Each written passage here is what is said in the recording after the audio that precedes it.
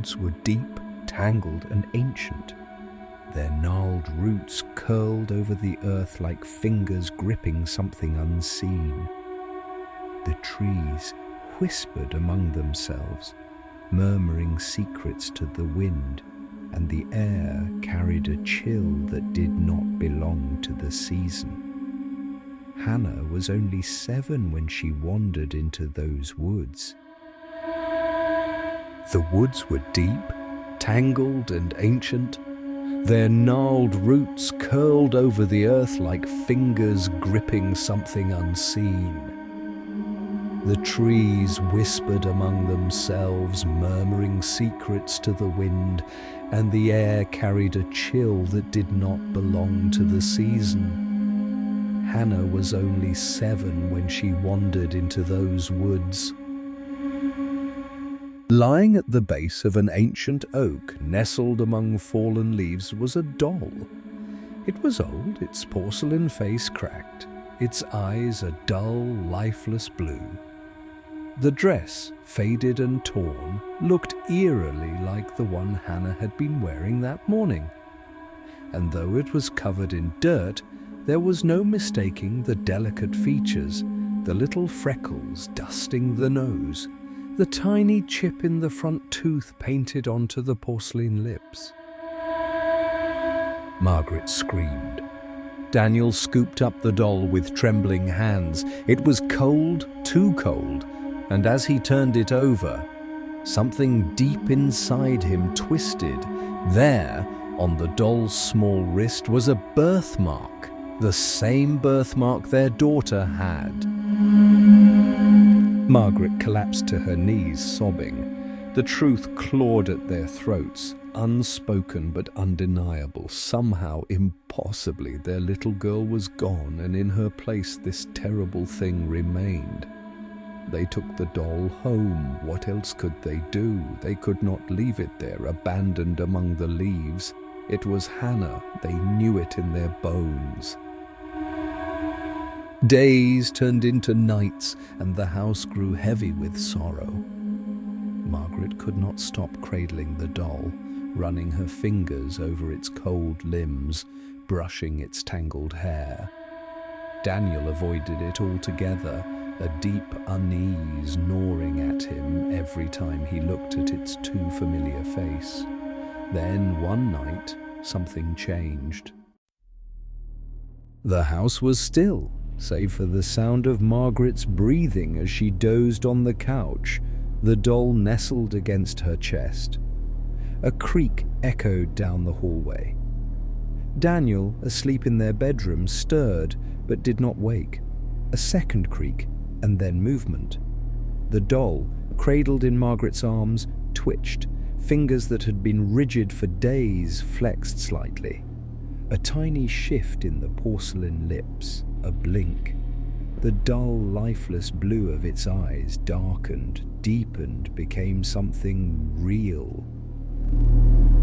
Margaret woke with a start, her arms suddenly empty. She sat up, panic clenching her chest. The doll was gone. A sound came from the hallway, a soft padding like bare feet on wood. Margaret's heart pounded as she turned toward the noise, and then she saw her. Standing in the dim light at the threshold of the living room was Hannah. But it was not truly Hannah. The girl standing there had the same face, the same eyes, the same little birthmark on her wrist. Yet something about her was wrong. Her skin too smooth, her smile slightly too perfect. And when she moved, there was a stiffness, a faint creak, as if her joints did not quite work the way they should. Margaret could not breathe. She wanted to speak, to call for Daniel, but her voice had abandoned her. Hannah? The child tilted her head. Her lips curled into a smile. "Mommy?" she whispered. Margaret's stomach twisted. The voice was right. The face was right. But this was not her daughter, not entirely. And yet, when Hannah took a slow, careful step forward, arms outstretched like a child seeking comfort, Margaret could not resist. She gathered the girl into her arms, her heart breaking all over again. Daniel found them like that in the morning. His wife curled around the child as if she had never been lost at all. For days, things seemed almost normal.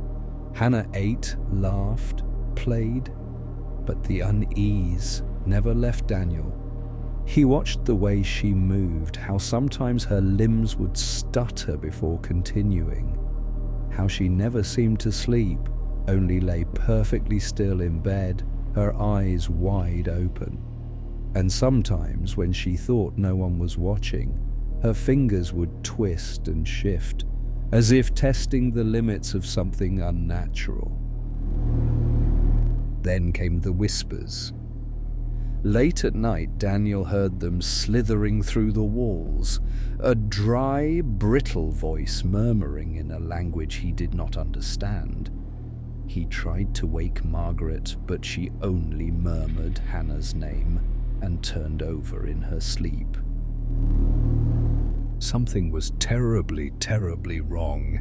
One evening, as the sun dipped low, Daniel walked into Hannah's room and found her standing before the mirror, her back to him. Her reflection did not match her movement. He staggered back, bile rising in his throat. Hannah, slowly, too slowly, she turned. Her eyes met his. They were no longer blue, but deep, endless black. Daniel screamed. The house erupted into chaos. Margaret rushed in, found Daniel collapsed against the wall, shaking. Hannah stood in the center of the room, her expression blank. "She's not our daughter," Daniel choked out. "She's not..." Margaret turned to Hannah, desperation in her eyes. "Hannah, sweetheart." The girl's lips parted, stretching into a grin too wide, too unnatural. "She's still in here," she whispered, "but I am too." The voice was not entirely Hannah's. It was something else, something older, something that had been waiting in the woods for a very long time. The lights flickered. The air grew thick with something unseen, heavy as a storm about to break. And then Hannah. No, the thing wearing Hannah took a step forward. A cracking sound filled the room as her limbs twisted unnaturally, porcelain fingers splitting at the seams, her eyes, black as the void, locked onto them. Margaret screamed. Daniel grabbed her arm, yanking her backward as the thing lunged. The house shook. Shadows stretched and warped, and then a flash of movement. The mirror shattered. The thing let out a terrible, ear-splitting shriek. And just like that, it was over. Where Hannah had stood, only the doll remained, its body fractured, its eyes dull and lifeless once more. Margaret collapsed to the floor, sobbing. Daniel knelt beside her, gripping her hand. Somewhere in the distance, the trees whispered, and in the broken shards of glass, a pair of small blue eyes watched from the darkness, waiting for another chance to come home.